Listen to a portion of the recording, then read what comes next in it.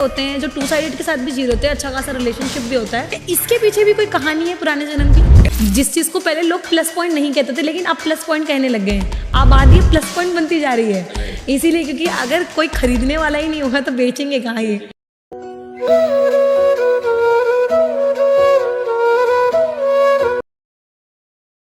Mail आपके पास अपना एक डिफरेंट टाइप का ईगो है, अपनी पावर है, शक्ति यस है, यस यस है यस। ना। जब तक आप फीमेल के रूप में नहीं आ जाते अपने तब आप तक को आप ना, फील नहीं कर सकते तब तक ना आप कि- फील नहीं कर सकते कि दर्द कैसा होता है ना। तो वो जो दर्द उन्होंने झेला, वो दर्द को झेलने के लिए इसको फीमेल बनाया गया इस जीवन में।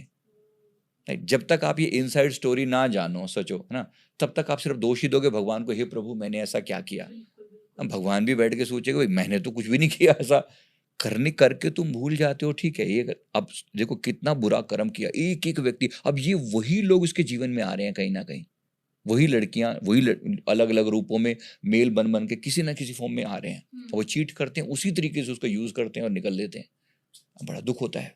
आज के टाइम में आप देखोगे तो आप सब फील करोगे बड़ी बेचारी, कितनी बेचारी के साथ बुरा हो रहा है।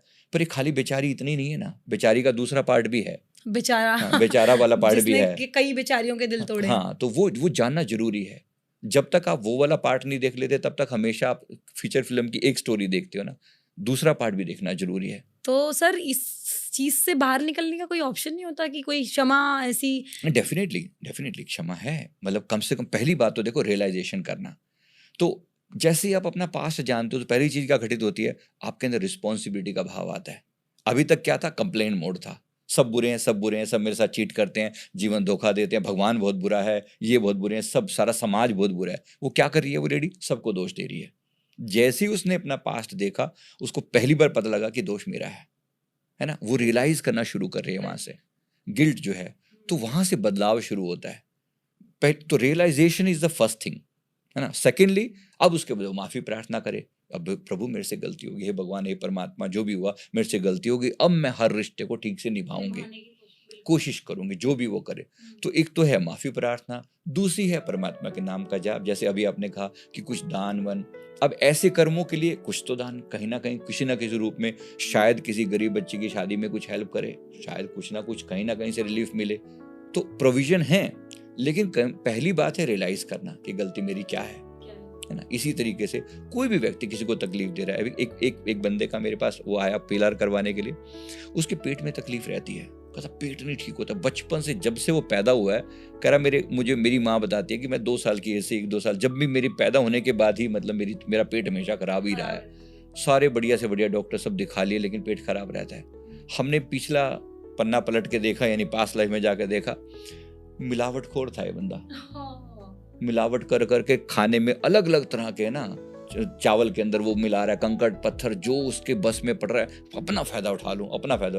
कंकड़ों के पत्थर वो अलग अलग डिजाइन बनवाया करता था, मतलब ये उसमें डलवा दूं, ये चने में, ये दाल में, ये इसमें सारी हरकतें कर करके किस किस के पेट खराब किए, किस किस को तकलीफें दी, उसको खा के किसके पेट में स्टोन हुए, किडनियां खराब हुई, क्या खराब हुआ, वो सब इसका खराब होना है। अब आप सोचो ना, कर्म का सिद्धांत तो यही है ना, आपने जिसके साथ जो किया, करते हुए नहीं सोच रहा वो।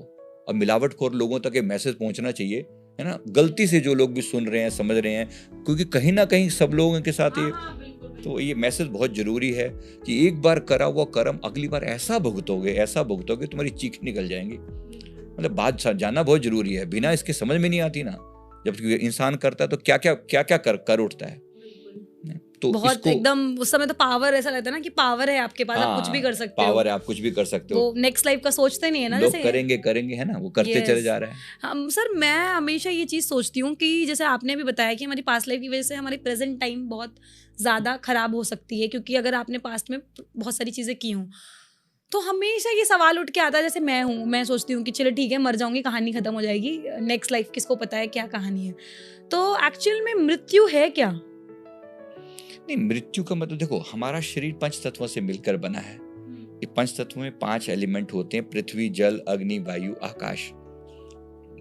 लेकिन हम केवल ये शरीर ही थोड़ी हैं, इसके अंदर एक कॉन्शियसनेस, एक चैतन्य शक्ति है जिसका नाम हम आत्मा बोलते हैं। उस आत्मा के अंदर संस्कार भी तो हैं। हम कहते हैं इस बंदे के संस्कार बड़े खराब हैं, इसके संस्कार बड़े अच्छे हैं। मतलब क्या, इसके कर्मों का जो लेखा जोखा इसके आत्मा के ऊपर जो पड़ा हुआ है ना, वो डिफरेंट है। तो शरीर तो समाप्त हो गया पंच तत्वों से बना हुआ, लेकिन आत्मा उन संस्कारों को लेकर आगे चली गई, है ना? आत्मा उन संस्कारों को लेकर आगे चलेगी। उदाहरण के लिए मतलब इसको देखो कैसे संस्कार क्रिएट होते हैं।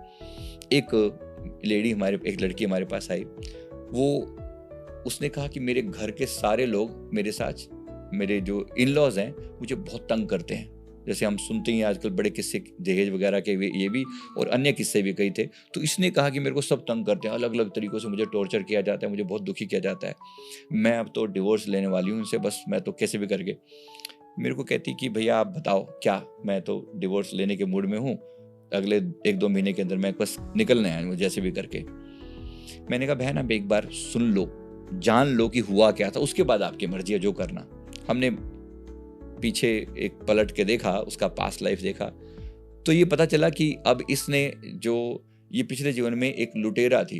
ये लड़की आज बड़ी सॉफ्ट सी दिखती है, सोबर सी दिखती है, किसी जन्म में लुटेरा थी। लुटेरा मतलब अपना बन के लूटना। एक तो डाकू होता है, एक लुटेरा मतलब प्यार अपने साथ, जिसका उसका सामने वाले का विश्वास जीत लिया। अब किसी बूढ़ी औरत का विश्वास जीता कि मैं तेरा बेटा हूँ, मैं तेरी सेवा करूंगा। उसके पास देखा कि उसके आसपास में और कोई नहीं है, और जब समय आया उसका विश्वास जीता, और जो उसके पास धन पदार्थ जो भी कुछ था, उसका सोना वोना, वो लेके अपना गोली हो लिया। वो इस जीवन में इसकी सास बनी हुई है। उस जीवन में लुटेरा था, मेल था, और इस जीवन में ये फीमेल बन के आई हुई है। अब वो सास बन के आ रही है, बदला ले रही है। बताओ क्या गलत कर रही है वो।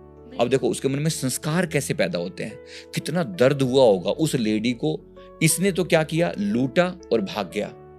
अब जो ओल्ड लेडी है, उसके मन में कितना दर्द हुआ होगा, हाय मेरी जीवन की सारी कमाई जो है, मैंने इतनी मेहनत से कमाई थी, ये बंदा मुझे चीट करके अपना समझ के ले गया।